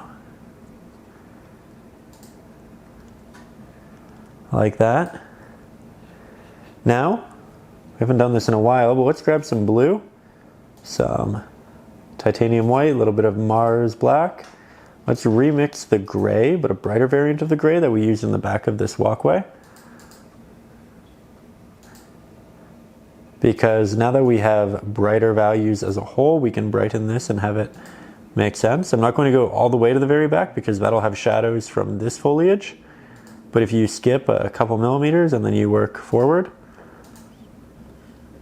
we can have this really beautiful blue. And it's not water, it's not anything like that. It's just the ground has this blue reflection from the sky. And that's what happens when the ground is kind of this grayish brown. It adopts other colors. But it looks beautiful with the browns that we have down here as well. So now it looks like the light streaming in, the eye really follows, and I think that right there looks really, really gorgeous. It's amazing what we were able to craft so quickly. Normally these take a lot longer. Hope again you're feeling inspired. Hope you're enjoying yourself. I also want to say a big thank you to everybody up over on Patreon for making these lessons happen. Really could not do it without you and your support, so thank you. for supporting the channel directly. Say it all the time, but I mean it and really do appreciate it. Also, if you're new here, this is your first time watching, up over on Patreon, there's a link in the description. You can get these videos ad-free. You can also get the videos of me actually doing the initial drawing. You can get the traceables. You can get my ebooks, which includes Acrylics for Beginners.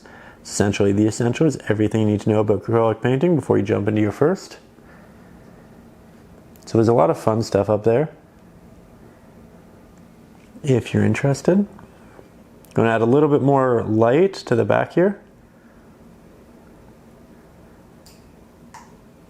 And again, if you enjoy the lessons and you just want to say a little thank you, the best way is up over on Patreon too. Never any need, but always appreciated. There we go. Again, beautiful. That light just streaming in, that adds so much. Let's make a bit more of a brownish gray mix.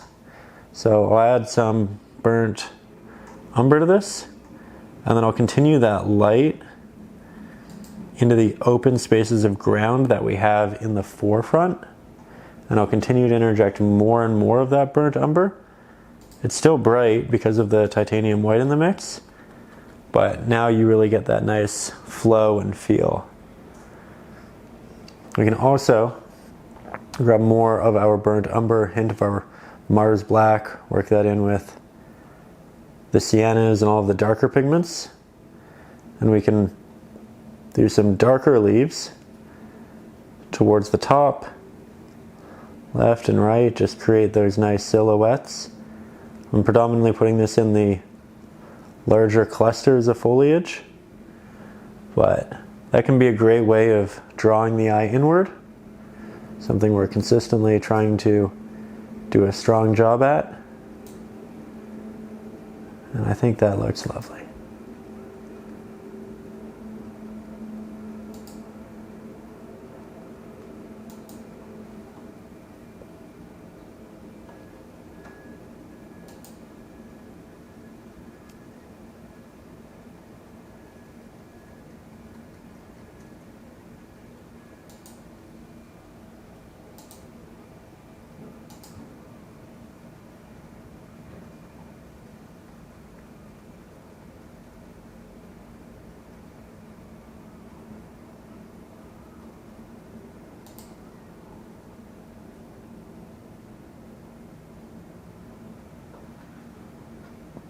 Okay, and now we get to have a lot of fun with a balancer, something that brings the eye from the top to the bottom. I'll show you the reference. Here we have these really dark shadows towards the top, and those shadows are actually leaves. There's a bit of a bokeh on them, so they're not as in focus, but we're going to paint them with more focus, so we're going to paint them a bit sharper. But in theory, this is really just a lot of Mars black, a little bit of our burnt umber, a little bit of our burnt sienna, a little bit of our cad red, hint of our titanium white. If you wanted, you could throw in some yellow ochre, but we just want this to be a nice earthy, dark red mix. Something akin to what we have in the bottom here, so we probably want to give it a little test, make sure that it's in that same realm. And I'm going to brighten the camera a little bit for you. We're going to apply it initially with our smaller flat-headed brush. I want sharp applications, but I don't want them to be too big. And a lot of this stems from up here. And we're painting individual leaves as well as clusters of leaves. Where we paint this is going to be partially dependent upon where you have open areas. We're going to be covering the areas that we don't love. We're going to be elaborating in ways that push the eye. So most of us wanted to start on the top left and then move down to a point. Here I'll have a bit more. I'm painting little leaves, so that means creating a small marking initially, pressing more pressure into the brush, into the bristles, so that it expands, and then when I take the brush off, I relieve pressure and it creates a smaller marking at the tail end. So it creates the shape of a leaf. Very simple, very easy with the smaller flat-headed. we're separating them. They're not always connected, but we also have some that overlap. You want to do this from quite a bit of a distance. That's why you are as far away from the canvas as you are.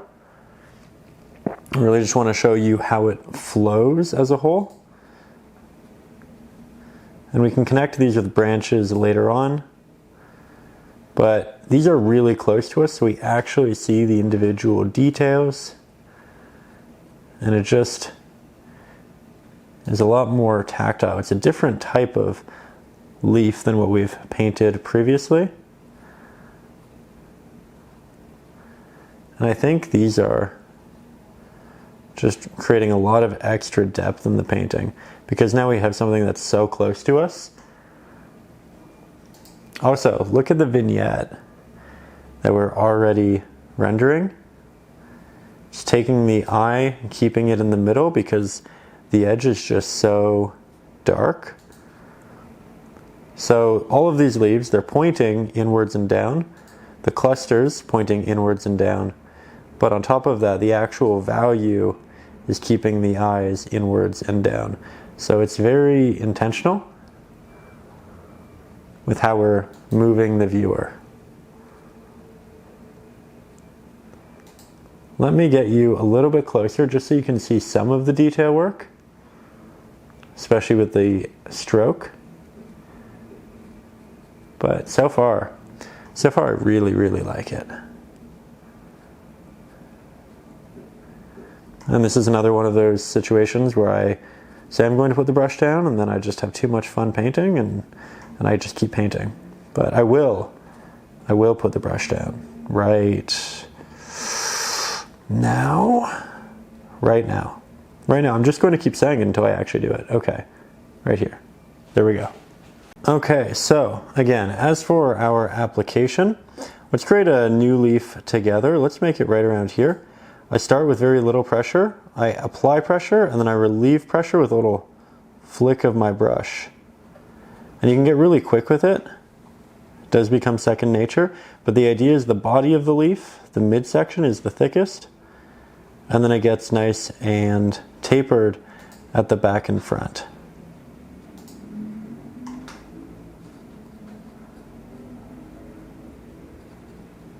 There we go. See that? Lots of great little leaves.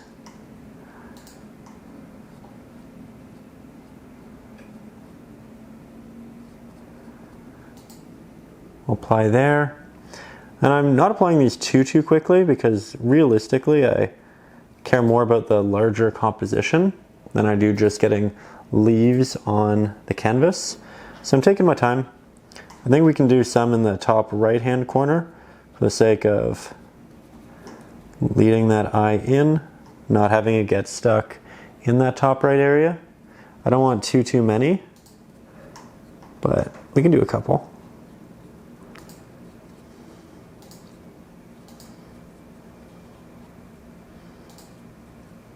There we are. Good little framing device. These, as you can see, actually point this way. These point this way. So it's all pointing inwards in the painting. And we can do little ones down here, should we want to. They don't all have to be huge. Some leaves are just smaller than others, and that's okay.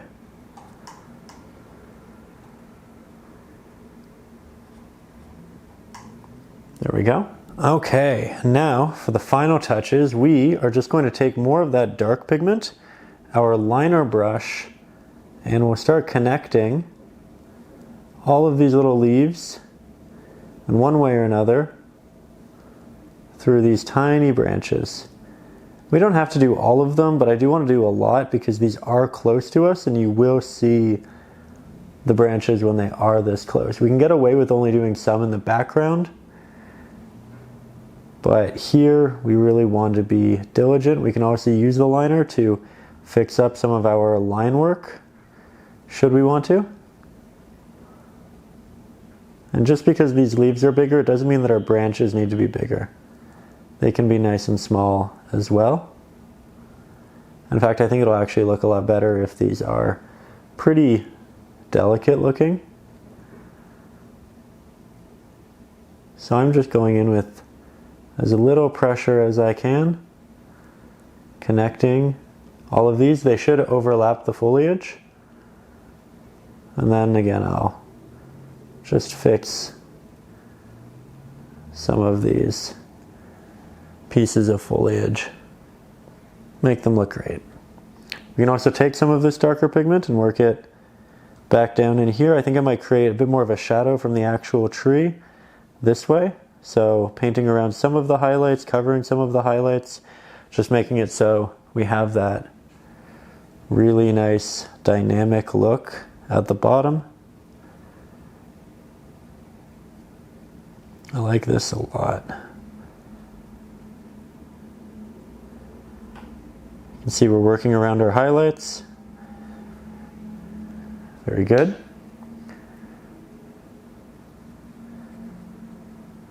Maybe grab a little bit more Mars Black for the corner. That vignette effect. Just progressively making it darker and darker as we get this way. And we can also have it kind of softly flow out into there. Not too dramatic, but allows us to retain that idea of the shadow without it being too much. Might also do a couple leaves with a liner. Will be easier.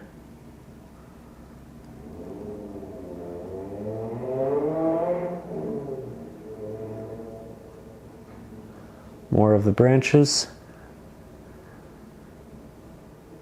I just love painting leaves. Big and small. Clustered or unique. It's just fun.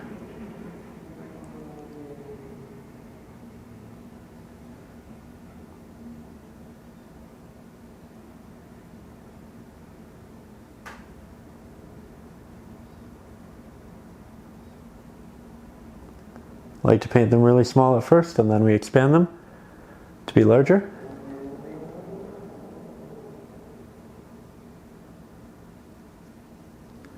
And you know, we don't really have any in this midsection. I might do just a couple through here.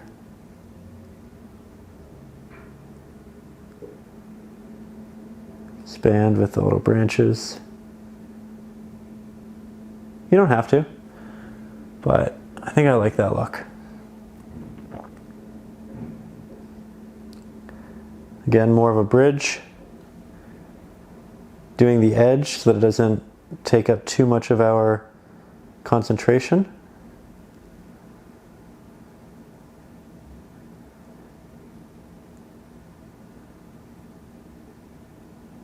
Very good.